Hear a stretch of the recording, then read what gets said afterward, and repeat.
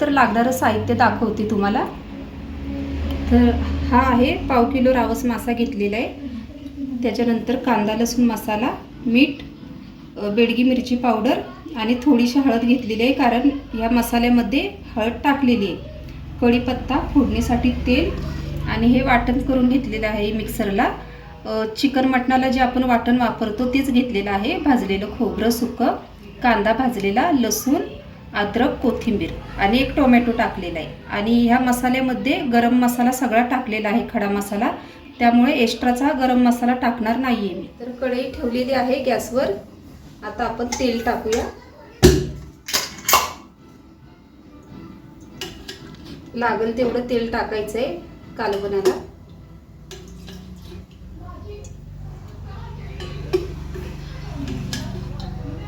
तेल टाकून घेते।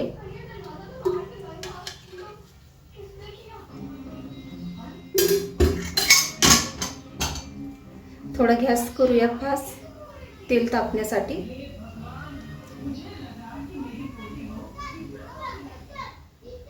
आता आपण हे मसाले टाकूया।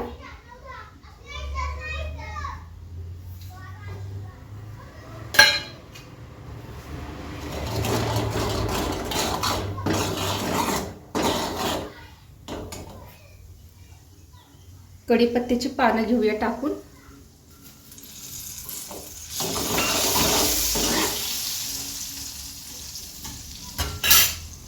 त्याच्यानंतर हे वाटण वाटलेलं होतं ना ते टाकते।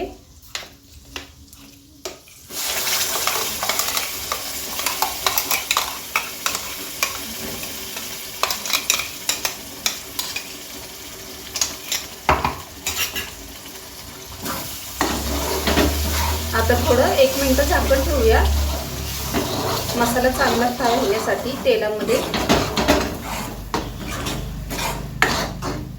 झाकण ठेवून घेऊया। मसाला फ्राय झाला पाहिजे तेलात चांगला। मसाल्याला तेल सुटलं की आपण मच्छीचे पीस टाकून घेऊ। आता आपण झाकण बघूया उघडून। आता आपला मसाला चांगला फ्राय झालाय।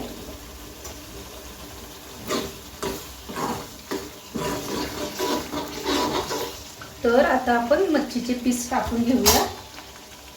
मच्छीचे पीस टाकून घेते।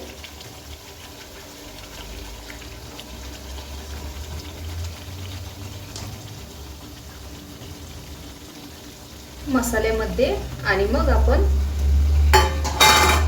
थोडंसं हलक्या हाताने आपण हे करायचंय, कारण ते तुटू नयेत याची काळजी घ्यायची।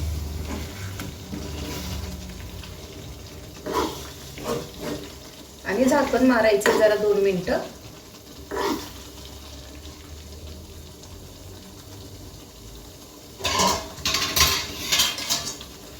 नंतर आपण जेवढा पाहिजे रस्सा तेवढं पाणी ओतायचंय। झाकण काढते। आता आपण पाणी ओतून घ्यायचंय। हे जे मसाला मिक्सरचं भांडं धुतलं होतं का नाही ते पाणी आहे। तर तुम्हाला जेवढं पाहिजे तेवढं तुम्ही रस्सा ठेवू शकता। आम्हाला पातळ बनवायचं आहे भाकरी बरोबर, त्यामुळे मी एवढा रस्सा ठेवणार आहे।